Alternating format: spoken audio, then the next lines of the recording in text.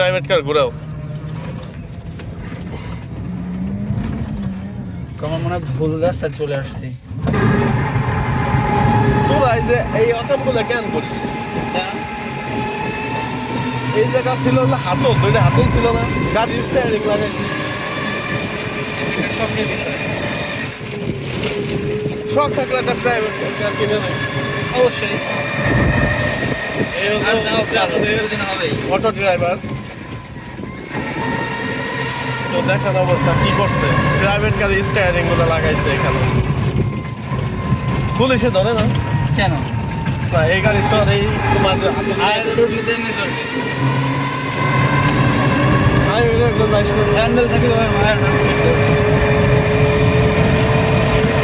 এখন ধরে না বলতো প্রায় গাড়িতে আমি দেখেছি এরকম করে নিচ্ছে।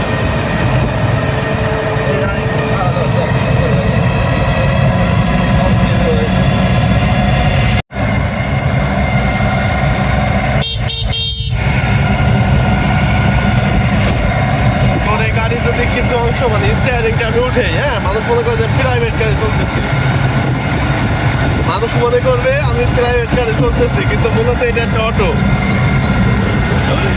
সুন্দর সুন্দর, তাই না? মানে এটা প্রাইভেট গাড়ি, আমি কোথাও যাচ্ছি। নিজের এলাকায় এলাম প্রাইভেট গাড়ি না?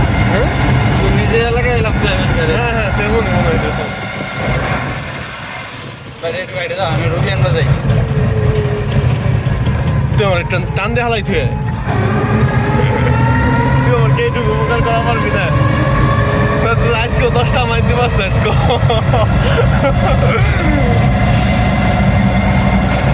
তোর দিদি আমি একদিন ব্লগ ভিডিও বানাইতে যাবো। বেশি কাছাই গেছে না স্ট্যান্ডার্ড? বেশি কাছাই গেছে না এটা? আপনি ওই যে কানুস কেন কাটছি? হ্যাঁ কানুস কাটছিস কেন? এই যে এখান থেকে কাটছিস কেন? কাটেনি, ফেলে দিয়েছি। এখন পাইপ লাগাইছি। ওইভাবে চালাইতে সুবিধা হয় না বেশি? এবার সুবিধা হবে, কিন্তু লাইটের সামনে দিতে এইভাবে চালানো রিক্স না? না। ইমনটা দেখছি বহুত আগেই করছে এই ডিজাইন।